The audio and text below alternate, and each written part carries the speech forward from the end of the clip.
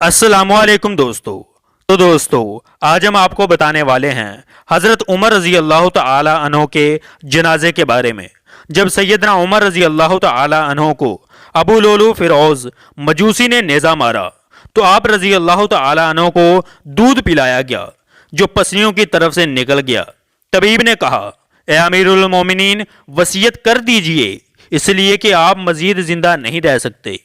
سیدنا عمر رضی اللہ تعالی عنہ نے اپنے بیٹے عبداللہ کو بلایا اور کہا، میرے پاس حذیفہ بن یمان کو لاؤ۔ حذیفہ بن یمان وہ صحابی تھے جن کو رسول اللہ صلی اللہ علیہ وآلہ وسلم نے منافقین کے ناموں کی لسٹ بتائی تھی، جس کو اللہ کے رسول اور حذیفہ کے علاوہ کوئی نہ جانتا تھا۔ حذیفہ رضی اللہ تعالی عنہ حاضر ہوئے تو امیر المومنین سیدنا عمر رضی اللہ تعالی عنہ کے خون آپ کی پسلیوں سے رس رہا تھا۔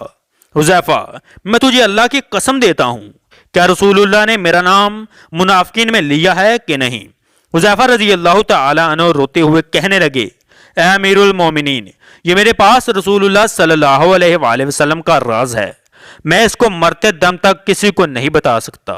سیدنا عمر رضی اللہ تعالی عنہ کہنے لگے، حذیفہ، بلا شبہ یہ رسول اللہ صلی اللہ علیہ وآلہ وسلم کا راز ہے، بس مجھے اتنا بتا دیجئے کہ رسول اللہ صلی اللہ علیہ وآلہ وسلم نے میرا نام منافقین کے جدول میں شمار کیا یا نہیں۔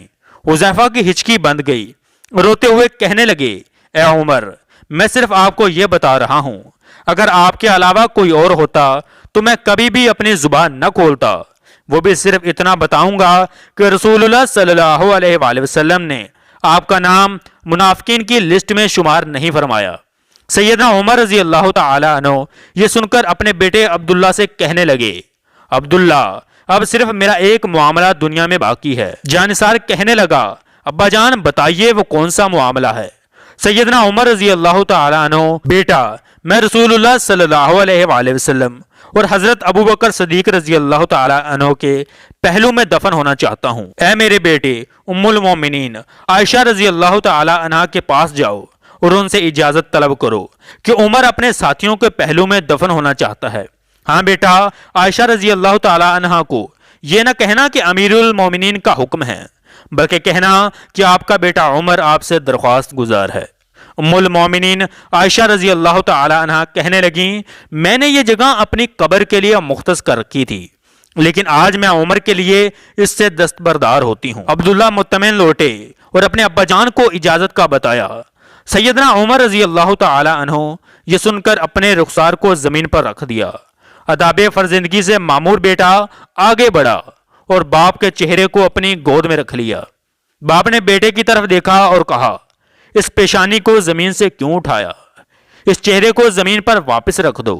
ہلاکت ہو گئی عمر کے لیے اگر اس کے رب نے اس کو قیامت کے دن معاف نہ کیا۔ سیدنا عمر رضی اللہ تعالی عنہ اپنے بیٹے عبداللہ کو یہ وصیت کر کے اس دار فانی سے کوچ کر گئے کہ جب میرے جنازے کو اٹھایا جائے اور مسجد نبوی میں میرا جنازہ پڑھا جائے تو حذیفہ پر نظر رکھنا، کیونکہ اس نے وعدہ توڑنے میں تو شاید میرا حیا کیا ہو، لیکن دھیان رکھنا وہ میرا جنازہ بھی پڑھتا ہے یا نہیں۔ اگر تو حذیفہ میرا جنازہ پڑھے تو میری میت کو رسول اللہ صلی اللہ علیہ وآلہ وسلم کے گھر کی طرف لے کر جانا اور دروازے پر کھڑے ہو کر کہنا، یا ام المومنین، اے مومنوں کی ماں، آپ کے بیٹے عمر کا جسد خاکی آیا ہے۔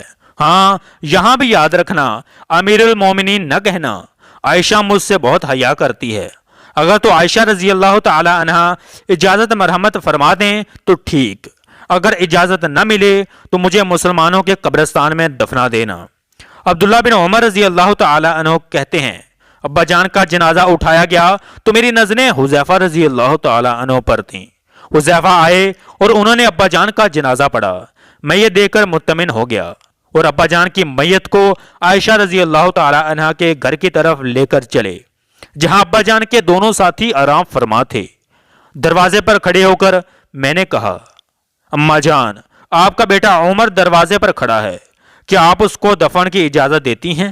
اماں عائشہ رضی اللہ تعالی عنہ نے کہا، مرحبا، امیر المومنین کو اپنے ساتھیوں کے ساتھ دفن ہونے پر مبارک ہو، رضی اللہ تعالی عنہ ورضوان۔